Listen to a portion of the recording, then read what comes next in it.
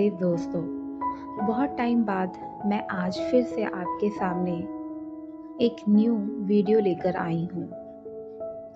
सच कहूँ तो आज मुझे थोड़ा अजीब सा लग रहा है, और क्योंकि जो लोग मेरी जर्नी को पहले से फॉलो कर रहे हैं, उन्हें पता है कि हमने एपिसोड 1 से लेकर एपिसोड 74 तक बहुत सारी बातें की हैं।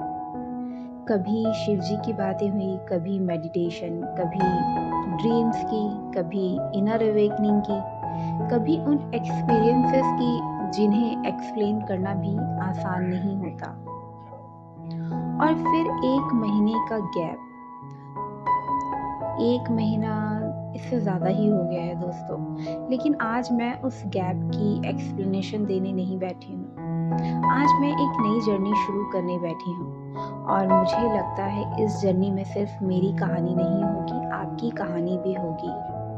और दोस्तों, अगर आपके भी कुछ ऐसे ही आध्यात्मिक एक्सपीरियंसेस हैं, कुछ ऐसे आध्यात्मिक सपने हैं, तो आप प्लीज़ thedivinerajputgirls@gmail.com पे शेयर कर सकते हैं, जिन्हें मैं यहाँ पर सुनाना चाहती हूँ। जो सिर्फ एक्सपीरियंस आप तक ही नहीं, उन सभी लोगों तक पहुँचे जिन्हें इनकी ज़रूरत है। तो दोस्तों, आज के इस एपिसोड 75 में हम समझेंगे क्या भगवान हमें संकेत देते हैं। तो दोस्तों, आज मैं आपसे एक सवाल पूछना चाहती हूँ। आप ईमानदारी से मुझे बताना कमेंट में, क्या कभी आपके साथ ऐसा हुआ है कि आप किसी प्रॉब्लम में थे, किसी डिसीजन को लेकर के कंफ्यूज्ड थे, और अचानक कोई ऐसी चीज़ हुई जिसे देखकर आपके मन में आया, ये शायद मुझे कोई सिग्नल मिल रहा है? कभी हुआ है? मुझे लगता है बहुत लोगों के साथ हुआ होगा। लेकिन प्रॉब्लम ये है, हम कैसे समझें कि ये सच में कोई डिवाइन साइन है या सिर्फ एक कोइंसिडेंस। और यहीं से आज की बात इंटरेस्टिंग हो जाती है। कभी आपने नोटिस किया है, आप किसी चीज़ के बारे में बहुत सोच रहे होते हैं, और उसी वक्त कहीं से वही नाम सुनाई दे जाए। आप शिव जी को याद कर रहे हो, और अचानक किसी के फ़ोन में ओम नमः शिवाय सुनाई दे जाता है। आप मंदिर जाने का सोच रहे हो, और रास्ते में एक शिव मंदिर आ जाता है। आप किसी सवाल का जवाब ढूंढ रहे हो, और किसी बुक, वीडियो या किसी इंसान की एक लाइन आपको वहीं से जवाब दे जाती है। अब सवाल ये है, क्या भगवान हमसे बात कर रहे हैं, या हम बस कनेक्शंस बना रहे हैं? मैं यहाँ एक इम्पॉर्टेंट बात कहना चाहती हूँ। मैं ये नहीं कहूँगी कि दुनिया में जो भी कोइंसिडेंस होता है वो भगवान का साइन है। नहीं, हर चीज़ को डिवाइन साइन मान लेना भी सही नहीं है, क्योंकि स्पिरिचुअलिटी का मतलब ये नहीं कि हम रियलिटी को इग्नोर कर दें। लेकिन मैं ये भी नहीं कहूँगी कि हमारे स्पिरिचुअल एक्सपीरियंसेस मीनिंगलेस होते हैं, क्योंकि कुछ एक्सपीरियंस ऐसे होते हैं जो आपको अंदर से बदल रहे होते हैं, और शायद उन एक्सपीरियंसेस का मीनिंग वही इंसान सबसे अच्छे से समझ सकता है जिसके साथ वो एक्सपीरियंस हुआ है। कभी कभी साइन बाहर नहीं अंदर होता है। ये लाइन बहुत सिंपल है, लेकिन अगर आप इसको सीरियसली सोचोगे ना, तो बहुत डीप है। हम भगवान के संकेत बाहर ढूंढते रहते हैं। सपने में क्या देखा? कौन सा नंबर बार बार आ रहा है? कौन सा नाम बार बार सुनाई दे रहा है? कौन सा सिंबल सामने आ रहा है? लेकिन हम ये नहीं देखते कि उस एक्सपीरियंस के बाद हमारे अंदर क्या बदला। क्या हम पहले से ज़्यादा पीसफुल हुए? क्या हमारे अंदर भक्ति बढ़ी? क्या हम किसी को माफ कर पाए? क्या हमने अपनी कोई बुरी आदत छोड़ी? क्या हम किसी ज़रूरतमंद की हेल्प करने लगे? अगर कोई स्पिरिचुअल एक्सपीरियंस आपको अंदर से बेटर इंसान बना रहा है, तो शायद उस एक्सपीरियंस की वैल्यू वही है। दोस्तों, सपने की बात तो बहुत लोग करते हैं। किसी को शिव जी का सपना आता है तो किसी को शिवलिंग, किसी को माँ तो किसी को मंदिर, किसी को कोई मंत्र सुनाई देता है और फिर सुबह उठकर हम सोचते हैं इसका क्या मतलब है। लेकिन यहाँ भी मैं आपसे कहूँगी, हर ड्रीम को तुरंत डिवाइन मैसेज नहीं समझना चाहिए। कभी हमारे ड्रीम्स हमारे थॉट का रिफ्लेक्शन भी होते हैं। अगर हम पूरे दिन में स्पिरिचुअलिटी के बारे में सोच रहे हैं, मेडिटेशन कर रहे हैं, शिव जी को याद कर रहे हैं, तो नेचुरली वो चीज़ें ड्रीम्स में आ सकती हैं।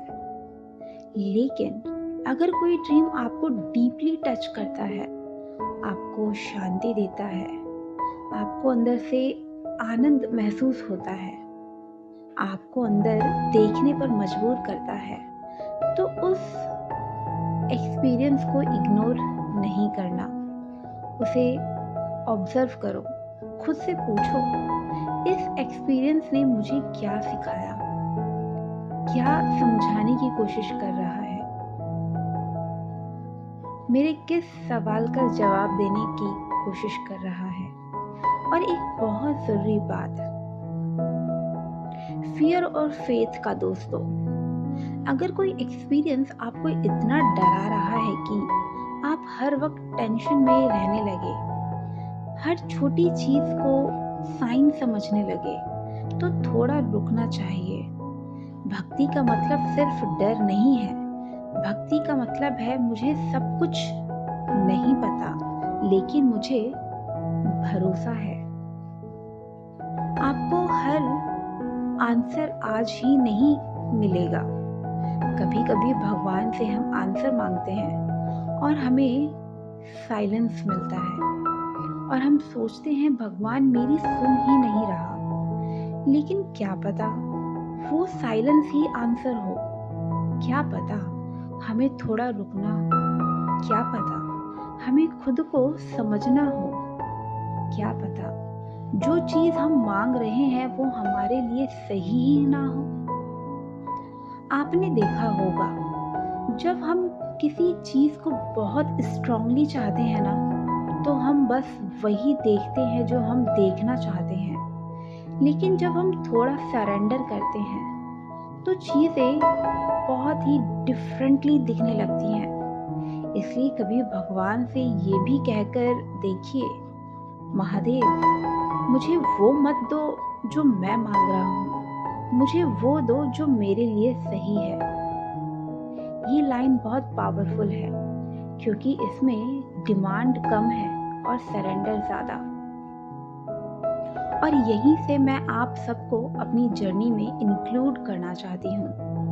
आज तक हमने मेरी स्पिरिचुअल जर्नी की बातें की, मेरे एक्सपीरियंसेस, मेरे थॉट्स, मेरी अंडरस्टैंडिंग। लेकिन अब मैं चाहती हूँ कि द डिवाइन राजपूत गर्ल्स सिर्फ मेरी जर्नी ना रहे, ये हम सबकी जर्नी बने। आपके एक्सपीरियंसेस भी यहाँ आए, आपके सवाल भी, आपकी स्टोरीज भी, आपके डाउट्स भी। क्योंकि हो सकता है आपके साथ जो एक्सपीरियंसेस हुए हो वो किसी और के साथ भी हुआ हो, और हो सकता है कोई इंसान ये सोच रहा हो, पता नहीं मेरे साथ ही ऐसा क्यों हुआ। और जब वो किसी और का एक्सपीरियंस सुनेगा तो उसे लगेगा, ओह मैं अकेली नहीं हूँ। इसलिए मैं आपसे एक रिक्वेस्ट करना चाहती हूँ, अगर आपके लाइफ में कभी कोई डिवाइन या स्पिरिचुअल एक्सपीरियंस हुआ है तो मुझे ज़रूर भेजिए। चाहे वो एक ड्रीम हो, मेडिटेशन का एक्सपीरियंस हो, किसी मंदिर का एक्सपीरियंस हो, या फिर किसी मंत्र का अनुभव हो, किसी डिफ़िकल्ट सिचुएशन में अनएक्सपेक्टेड हेल्प मिल जाए, या आपको किसी मोमेंट पर अंदर से कुछ ऐसा फील हुआ हो जिसे आप वर्ड्स में एक्सप्लेन नहीं कर पाते, मुझे बताइए। आप अपना नाम भी भेज सकते हैं और अगर प्राइवेसी चाहते हैं तो क्लियरली लिख देना, मेरा नाम रिवील मत करना। मैं आपकी परमिशन के बिना पर्सनल डिटेल शेयर नहीं करूंगी। और एक चीज़, मैं आपके एक्सपीरियंसेस को प्रूफ की तरह प्रेजेंट नहीं करूंगी, ये बहुत इम्पॉर्टेंट है। हम ये नहीं कहेंगे कि ये 100% भगवान का साइन था, क्योंकि हम किसी और के एक्सपीरियंस की अल्टीमेट ट्रूथ डिसाइड नहीं कर सकते। हम बस कहेंगे ये एक्सपीरियंस इस इंसान के लिए मीनिंगफुल था। आइए समझने की कोशिश करते हैं कि इससे हम क्या सीख सकते हैं। मुझे लगता है ये अप्रोच स्पिरिचुअलिटी को और भी खूबसूरत बनाता है, क्योंकि स्पिरिचुअलिटी में क्यूरियोसिटी होनी चाहिए, ब्लाइंड बिलीफ नहीं। फेथ होना चाहिए, लेकिन साथ में अवेयरनेस भी। शायद भगवान का सबसे बड़ा साइन, अगर मैं पर्सनली एक चीज कहूँ तो मुझे लगता है भगवान का सबसे ब्यूटीफुल साइन ये हो सकता है कि आप धीरे धीरे एक बेटर ह्यूमन बीइंग बनने लगते हो। आपके अंदर पेशेंस आ रहा है, आप किसी को माफ कर पा रहे हो, आप अननेसेसरी एंगर कम कर रहे हो, आप किसी को हर्ट करने से पहले सोच रहे हो, आप अपने पेरेंट्स की रिस्पेक्ट कर रहे हो, आप अपने बच्चों के साथ पेशेंस रख रहे हो, आप किसी स्ट्रेंजर की हेल्प कर रहे हो, आपको दूसरों की खुशी देखकर जेलसी के बजाय हैप्पीनेस हो रही हो। मे बी ये भी डिवाइन ट्रांसफॉर्मेशन है। और कभी कभी हम सोचते हैं भगवान मुझे कोई मिरेकल क्यों नहीं दिखा रहे हैं, लेकिन हम ये भूल जाते हैं कि हर चमत्कार ड्रामेटिक नहीं होता। कभी मिरेकल ये होता है कि कल जो सिचुएशन आपको तोड़ देती, आज आप उस सिचुएशन को संभाल लेते हो। कभी मिरेकल ये होता है कि आप रो रहे थे लेकिन फिर भी आपने हार नहीं मानी। कभी कभी चमत्कार ये भी होता है कि आपके अंदर एक बार फिर होप आ जाए, और कभी सिर्फ इतना कि आपने आंखें बंद करके कहा, महादेव मैं आप पर छोड़ती हूँ, और दिल थोड़ा हल्का हो जाता है। तो दोस्तों, आज का सवाल मैं आपके लिए छोड़ रही हूँ। क्या भगवान हमें संकेत देते हैं? मुझे नहीं पता इसका एक यूनिवर्सल आंसर क्या है, लेकिन मैं इतना ज़रूर जानती हूँ, हर इंसान की स्पिरिचुअल जर्नी अलग होती है। आपका एक्सपीरियंस आपका है, मेरा एक्सपीरियंस मेरा है, और हो सकता है हम सबकी कहानियाँ मिलकर किसी और के लिए होप बन जाए। तो अगर आपके साथ भी कोई डिवाइन एक्सपीरियंस हुआ है, आज उसे अपने अंदर मत रखिए, मुझे भेजिए। कमेंट में सिर्फ लिख सकते हैं मेरा डिवाइन एक्सपीरियंस। और अगर एक्सपीरियंस बड़ा है तो मुझे डिटेल में भेजिए। मैं आने वाले एपिसोड में आपके एक्सपीरियंस को लेकर बात करूंगी। हो सकता है एपिसोड 76 आपकी स्टोरी हो सकता है 77 किसी और की, और धीरे धीरे द डिवाइन राजपूत गर्ल्स पर हम सबकी एक स्पिरिचुअल जर्नी बन जाए। तो दोस्तों, आज की इस एपिसोड में इतना ही। शक्ति भी, भक्ति भी और अब अभिव्यक्ति भी।